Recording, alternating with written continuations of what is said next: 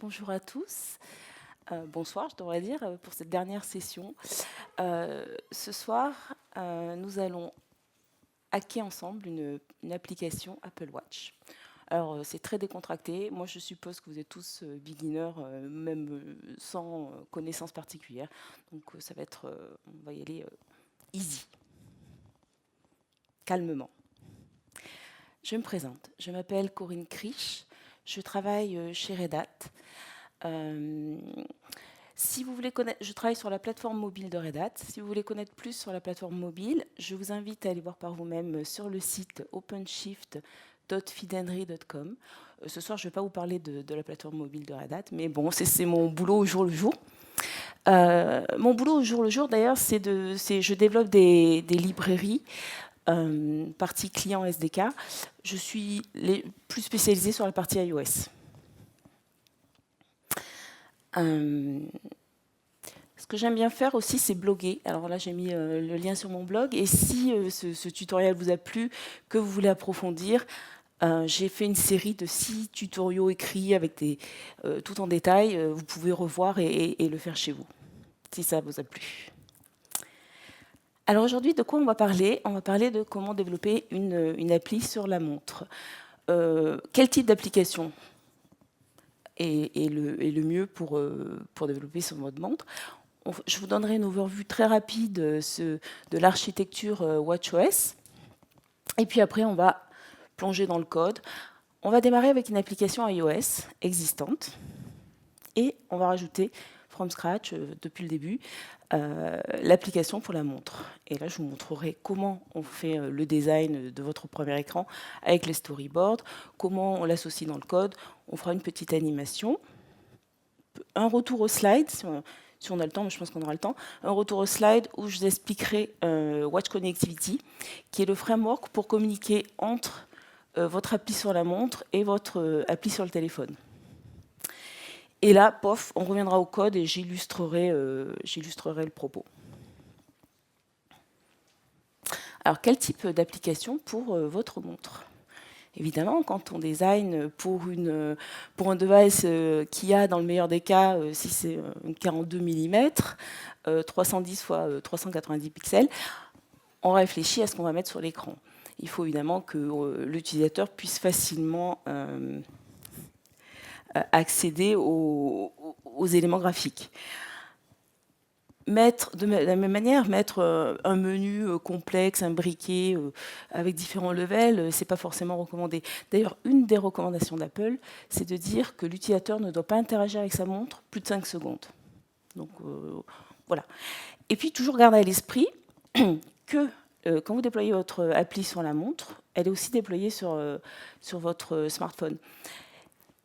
Et il travaille main dans la main. C'est ce qu'on appelle une compagnon app. Donc, moi, ce que je fais souvent, c'est que je ne mets pas forcément je ne mets pas toutes les features, toutes les fonctionnalités sur la montre. Un sous-ensemble des fonctionnalités peut suffire, voire même des fonctionnalités. Enfin, en fait, il faut choisir des fonctionnalités qui ont un sens sur la montre. En fait, il y a une utilité à faire sur la montre, parce que sinon, il y a autant utiliser son smartphone. Alors, j'étais en train de me demander quel type d'application je pourrais développer pour venir vous en parler avec vous simplement. Et en même temps, j'avais un ami qui me parlait d'une super méthode pour gérer vos to-do. Vous en avez peut-être entendu parler, vos to-do de la journée. En fait, l'idée, c'est simple. On découpe sa journée en tâches de 25 minutes. On interlace, on introduit toutes les tâches, on met une pause de 5 minutes, et toutes les 2-3 tâches, on fait un break un peu plus long, une pause un peu plus longue de 25 minutes. Alors, je me suis dit, ça c'est une super application, on va faire ça sur la montre. Donc là, je vous ai fait, ici, j'ai développé pour vous l'application iOS. C'est basiquement, tout simplement, gérer une liste de to-do, 3 codes couleurs pour les différents types de tâches. Et je veux commencer ma tâche, j'aurai un timer qui se met en route, avec une progress bar en forme d'anneau, qui m'indique le temps, quoi. Et voilà. Alors maintenant, ce que je veux, c'est pouvoir faire la même chose sur ma montre. Enfin, je veux, sur ma montre, pouvoir commencer la tâche. Alors, déjà, voir la dernière tâche dans la liste, commencer ma tâche et et de temps en temps, quand je travaille, hop, regarder et savoir où j'en suis dans mon timer, quoi. C'est le principe d'un timer. OK ? Avant de démarrer, juste une petite overview de l'architecture WatchOS. Donc, quand on développe une appli WatchOS, elle est divisée en deux packages. Le premier package, qui s'appelle l'application elle-même, WatchKeep App, qui contient le storyboard. Alors, je ne sais pas si vous êtes développeur iOS dans la salle, il y a des développeurs iOS ? Ouais, un petit peu quand même. Donc, le storyboard, c'est l'endroit où on définit l'interface graphique de manière visuelle. D'ailleurs, je vous montrerai comment faire. Et on met toutes les ressources associées. Et le deuxième package, c'est l'extension. C'est là où on met le code, la partie dynamique de votre application. Une conséquence, un truc à bien comprendre quand on design sur l'Apple Watch, c'est qu'on est obligé d'utiliser le storyboard, ce qui n'est pas forcément le cas en iOS, mais sur l'Apple Watch, on utilise le storyboard, et que comme le storyboard est déployé sur l'application elle-même, il faut définir tous les éléments graphiques dont on aura besoin sur son écran dans le storyboard. Alors vous me direz, de temps en temps, j'ai besoin par exemple de dire que cet écran va, cet élément graphique va apparaître dynamiquement. Comment je fais ? Et bien là, on joue sur une propriété qui s'appelle la propriété de visibilité, enfin hidden en anglais, qui nous permet de faire apparaître et disparaître un élément. Mais on doit tout définir dans son storyboard. Je vous montrerai ça plus en détail. Si on veut bien comprendre là rapidement pourquoi deux packages, en fait, il faut regarder l'historique d'Apple Watch, enfin de WatchOS. Et je vous rassure, c'est très rapide parce que l'historique, ça date de 1 an, puisque la montre elle est sortie en avril 2015. Donc quand la montre est sortie en avril 2015, elle était avec WatchOS 1. Et WatchOS 1, WatchOS 1 si vous voulez, c'était comme ça. Quand on déployait son appli sur la montre, on déployait une partie sur la montre, c'est-à-dire l'application, et on déployait la partie extension sur le téléphone. Et les communications Bluetooth, low level, pour le développeur, c'était transparent, ça se faisait au niveau de l'OS. Mais chaque fois que vous interagissez avec votre montre, effectivement, il y a une communication low level Bluetooth. Avec WatchOS 2, qui est sorti peu de temps après, en septembre 2015, quelques mois après. Oups, alors excusez-moi. Voilà ce qui s'est passé. Maintenant, c'est déployé sur la montre elle-même. C'est ce qu'on parle d'appli native. Donc, les bénéfices, c'est évident. Forcément, on évite la latency Bluetooth. Et puis aussi, surtout, on a une application qui peut vivre en standalone, quoi, plus facilement. Donc, pas besoin d'avoir son téléphone à portée de main. Mais ça a radicalement changé la manière de communiquer entre l'appli iOS et l'appli sur la montre. Avant, vous vous rappelez, l'appli était déployée, enfin la partie extension était déployée avec la montre, et la communication se faisait via un mécanisme très connu en iOS depuis iOS 8, qui s'appelle les extensions. Donc c'était des groupes partagés, mais comme c'était au même endroit, c'était facile. Avec WatchOS 2, on a introduit le Watch Connectivity Framework, dont je vous parlerai plus en détail, comment faire communiquer, synchroniser les données entre la montre et le téléphone. Et bien maintenant, on va passer à la partie démo, live coding. Voilà. Alors, mon éditeur préféré, Xcode, tout simplement. Ici, comme je vous avais dit, j'ai développé la partie de l'application iOS. Alors, voilà, vous reconnaissez, là c'est le storyboard, donc l'élément graphique défini. Et donc ici, j'ai juste ma target iOS. Donc maintenant, on va rajouter la target pour l'Apple Watch. Je fais File, New. Oups, excusez-moi. Je fais File, New Target. Et je choisis WatchKit App. Et ici, par défaut, c'est du WatchOS 2. Hein. Si vous voulez du WatchOS 1, c'est l'autre template. Parce que ça, c'est des templates, en fait. Par défaut, par convention, on appelle souvent le même nom que l'appli iOS en mettant WatchKit App. Bon, je suis là. Oups, ben voilà. Do it. Coach. WatchKit. Hop. Je ne vais pas mettre de notification, on fait juste un premier écran. Ça, c'est pour scaffolder un peu plus d'écran, mais là, j'en fais juste un. Xcode me prompte, est-ce que je veux créer le schéma qui va me permettre de builder et déployer ma montre? On appuie sur la montre, je lui dis oui. Et là, on voit le storyboard pour la montre.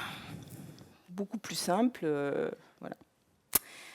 Là, si je run et déploie, j'aurai un écran noir. Bon, on va peut-être ajouter un petit peu plus, commencer à designer notre premier écran pour pouvoir runner et voir quelque chose.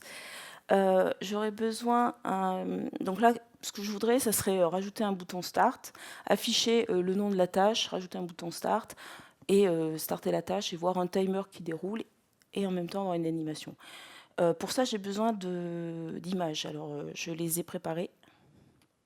Elles sont ici.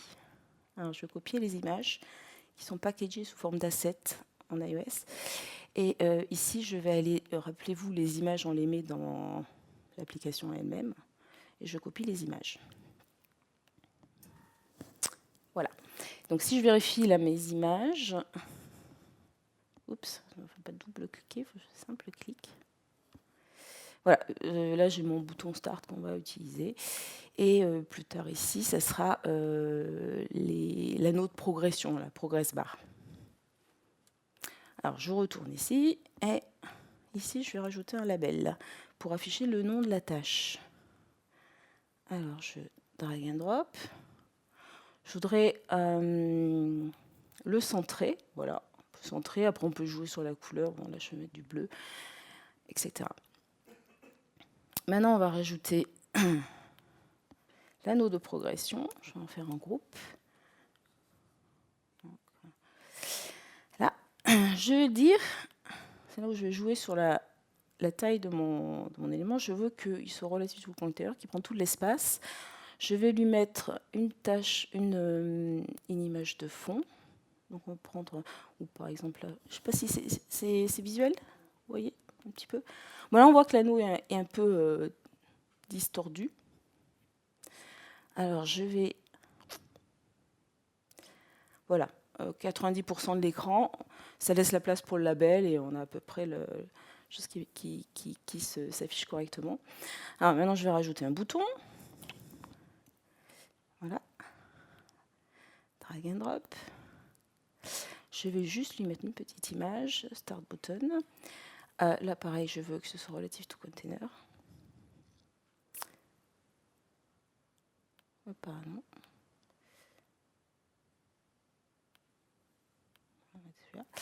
Et je voudrais le centrer. On va le centrer. Voilà. Oh, en fait, non. Je ne vais pas faire un bouton comme ça. Excusez-moi. Je crois que je vais le faire plutôt... je refais le bouton. Je ne vais pas associer l'image, mais ce que je voudrais, je vais le faire prendre toute la taille. Plutôt, je voulais vous montrer un aspect sur le bouton. Dans mon bouton, je vais lui mettre une image et je vais lui mettre le timer qui va dérouler. Donc j'ai besoin de mettre deux trucs dans mon bouton. Et mon bouton, je veux qu'il prenne tout l'espace de l'écran. Et c'est un truc qui est cool sur les boutons, c'est qu'ils peuvent eux-mêmes devenir des groupes. Donc voilà, mon bouton devient un groupe. Et parce que sur la Watch, on design ces écrans avec des groupes imbriqués qui ont des layouts qui peuvent être verticales, horizontales. C'est beaucoup plus simple qu'en iOS où on a un design qu'on appelle par contrainte. Donc là, c'est très simple. Donc ici, c'est devenu un groupe. Maintenant, je vais mettre l'image. Hop. Je vais mettre l'image. Donc cette fois-ci, je vais choisir l'image pour starter. Je vais la centrer, centrer, verticale et horizontale. Je vais rajouter un timer. Je vais le centrer aussi.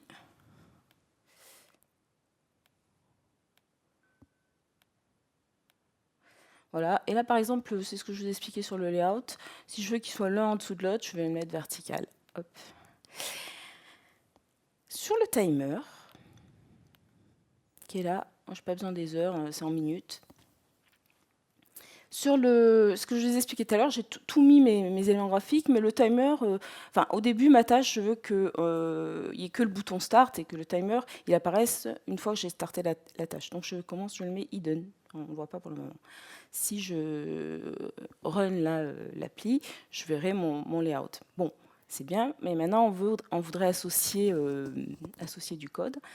Donc je passe en mode double screen et on va faire des outlets. Alors en programmation iOS, c'est associer les éléments graphiques du storyboard dans votre code.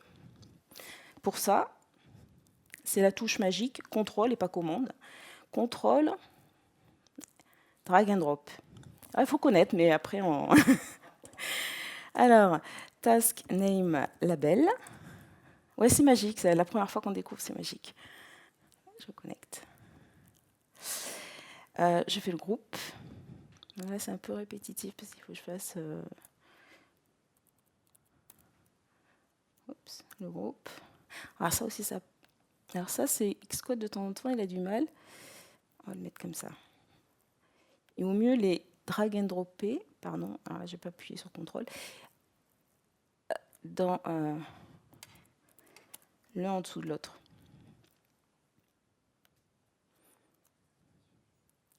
Donc ça, c'est je suis sur le groupe. Je vais prendre le bouton. Start button. C'est un peu répétitif. Ce groupe-là, j'en ai pas besoin dans le code. Je ne vais pas faire d'action dessus. Start button image. Et le timer, enfin. Oh, zut, j'ai pas fait le contrôle avant. Hop. Et juste en dessous. Ça, c'est le timer. Voilà. Donc, on peut passer en mode... Ah oui, et ce que je voudrais aussi, c'est faire l'action du start. Là, c'est comme pour les outlets, mais ça s'appelle les actions. Toujours la touche magique contrôle appuyée, drag and drop. Ici, en dessous, on va dire. Et je vais l'appeler on start button. On start. Ah oui, merci. Voilà. Oups. Pourquoi il ne veut pas? Bon, on refait. Oui, il faut choisir une action, évidemment, pas une outlet. Je refais, contrôle drag, juste dessous. Je choisis. Pourquoi il ne veut pas? Ah, merci. Merci. Donc le bouton, on est d'accord? Je contrôle drag le bouton. Je suis en train de le mettre juste dessous là. Voilà. Et là, oui, voilà, oui, non, mais c'est d'habitude. Avec cette police grosse aussi, c'est pas facile. On start. Allez. On start button. Une action. Hop. Donc ici, j'ai mon code. Voilà. Donc maintenant, ce que je voudrais, c'est donc afficher le nom de ma tâche et starter ma tâche. J'ai ici, vous remarquerez, alors je ne sais pas si c'est très visible, mais ici j'ai un modèle objet et j'ai choisi de l'extraire du code iOS, enfin du groupe iOS, quoi, parce que je veux pouvoir utiliser ce code à la fois sur ma montre et sur mon téléphone, parce que c'est mon modèle objet et que finalement j'en ai besoin des deux côtés, quoi. Donc c'est la liste des tâches et là c'est enfin là c'est la tâche et là la liste des tâches. Donc ça c'est mon code objet. Donc pour ça j'ai besoin de le rajouter dans l'extension elle-même. On va rester comme ça.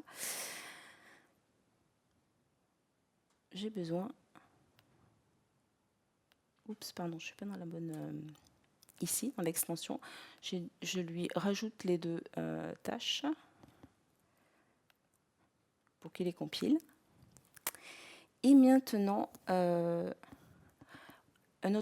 autre chose que j'ai besoin de faire, on n'a pas encore développé ma méthode de communiquer et de synchroniser la liste des tâches. Et sur ma montre, je ne veux pas mettre la possibilité de rajouter des tâches. Donc je vais bootstrapper une valeur dans la liste des tâches pour qu'il y ait des valeurs et qu'on puisse les voir à l'écran. Donc là, parce que voilà, je remplace voilà, une liste de tâches. Maintenant, dans l'interface contrôleur, ici, je veux pouvoir afficher ma liste de tâches.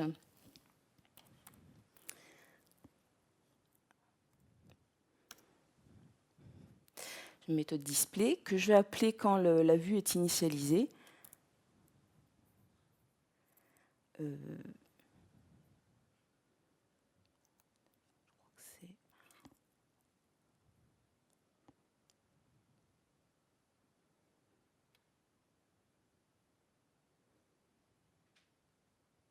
Alors, quand la vue était initialisée, qui est donc bon, excusez-moi.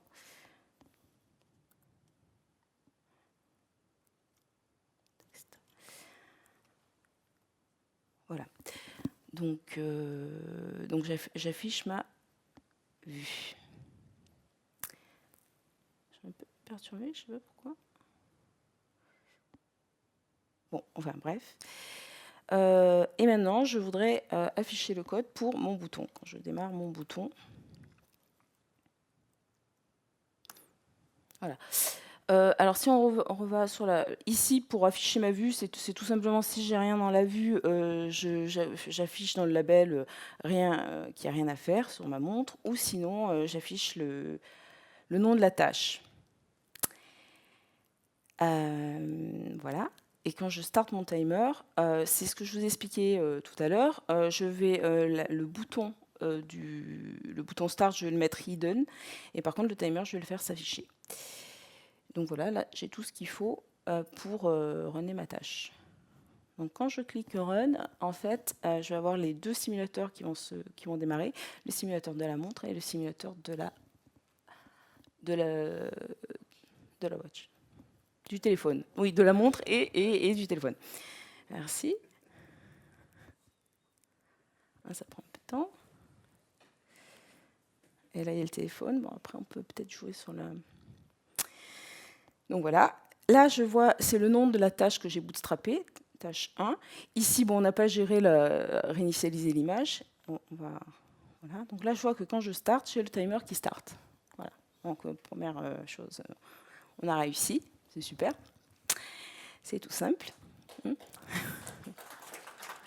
Mais maintenant, ce qui serait sympa, c'est quand même d'avoir le cercle, quoi, hein, une jolie animation. Et alors, la manière de faire des animations sur la montre, c'est assez simple, c'est beaucoup plus simple qu'iOS. Et c'est ça qui est vraiment cool quand on développe sur la montre, c'est que finalement, c'est vachement plus simple que de développer sur iOS. Il n'y a que deux types d'animations. Soit on joue sur l'animation des properties des éléments, donc on peut jouer sur l'opacité, sur la taille, etc. C'est un set connu de propriétés qu'on peut animer, en fait. Soit on anime des images. Donc là, on va animer des images. Une fois que le bouton est starté, j'anime les images. Et ça, c'est assez magique parce qu'en fait, c'est 2 lignes de code. Voilà. Donc, vous vous rappelez, dans les assets, j'avais mis les images qui étaient préfixées du nom time et qui avaient un index de 0 à 90. Alors, je peux vous montrer rapidement si... Voilà. Vous voyez, ça, c'est la liste de mes images jusqu'à 90. Maintenant, si je démarre ma tâche, je redémarre les simulateurs.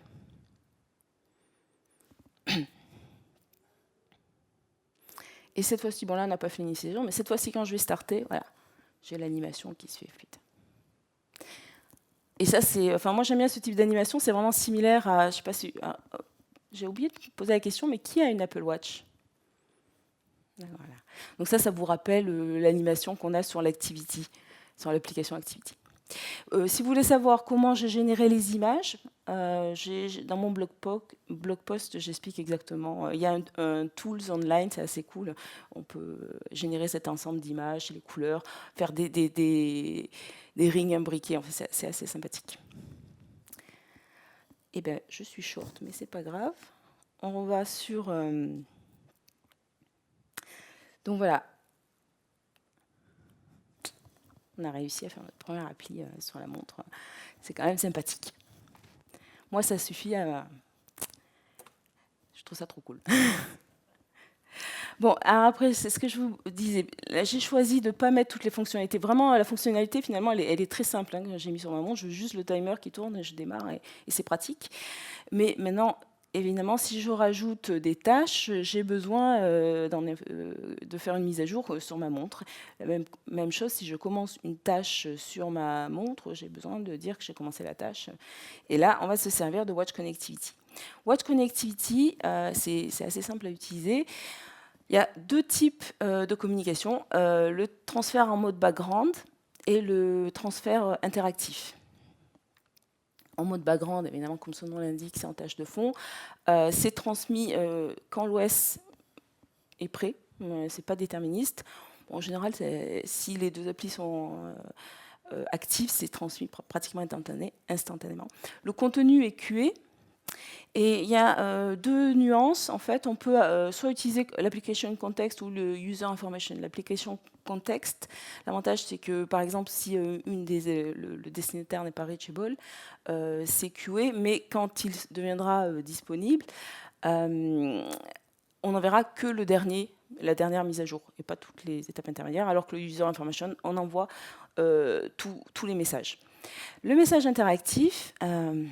donc il est, lui, envoyé immédiatement, mais il y a la grosse condition qu'il faut que le destinataire soit actif.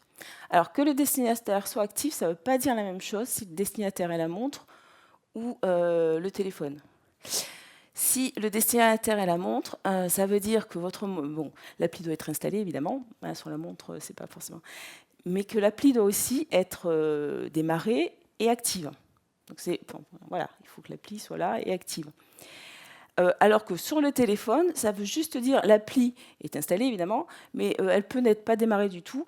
La montre envoie un direct message, en background ça réveille l'appli. Donc finalement, moi quand je veux tester, quand je parle de message interactif, c'est mon chemin préféré. J'utilise à partir de la montre les direct messages vers le téléphone. Alors. Je vais vous le montrer en code. Alors,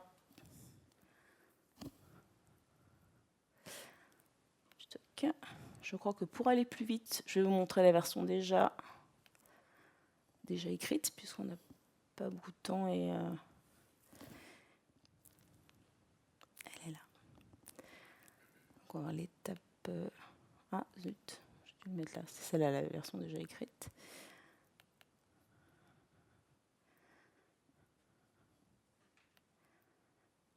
Alors, si vous vous rappelez, donc maintenant je veux envoyer, donc j'ai dit de la montre vers le téléphone. Je dois aller je vais initialiser le WatchKit, la session du WatchKit Connectivity.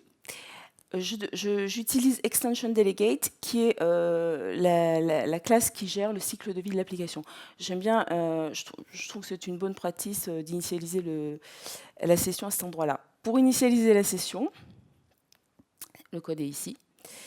C'est un singleton. Je lui assigne un delegate et j'active la session. Alors le delegate ici, en Swift, je dis c'est moi-même.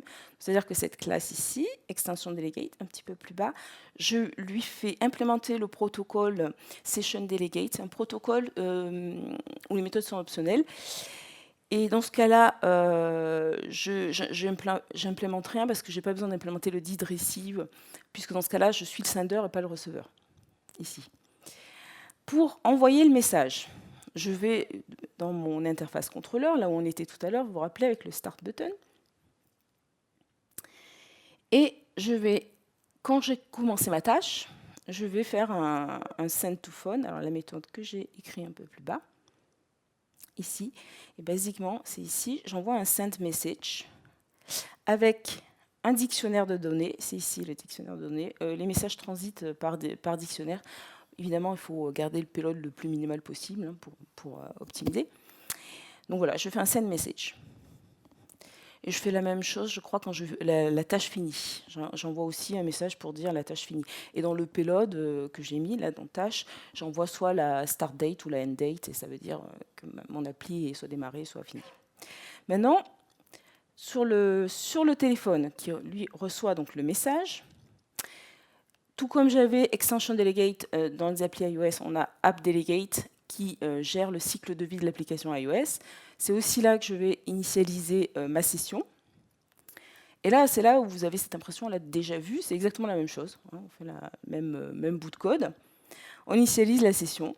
Et là aussi, je mets que le delegate, c'est la classe où je suis. Et là, par contre, je vais implémenter une des delegate méthodes qui s'appelle didReceiveMessage. Alors, je fais un ensemble de validations, mais ce n'est pas ça qui est important. C'est si...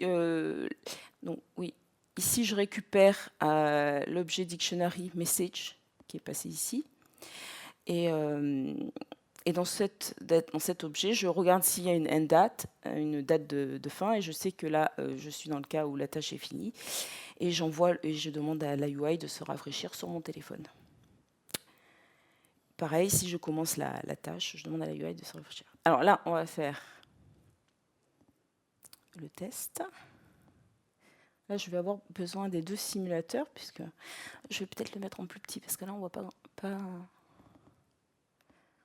Attendez, celui-là, on va le mettre plus petit. Un petit 33%. Voilà, cool. Et lui, il n'a pas démarré. De temps en temps, ça arrive que je n'ai pas démarré la bonne tâche. Il faut choisir le bon schema. Quand on choisit celui de l'application, par défaut, il démarre les deux, évidemment. Parce que, comme je vous disais, une application Apple Watch, il passe son appli compagnon. Voilà, là, il démarre les deux. Voilà, on dit qu'il a démarré les deux.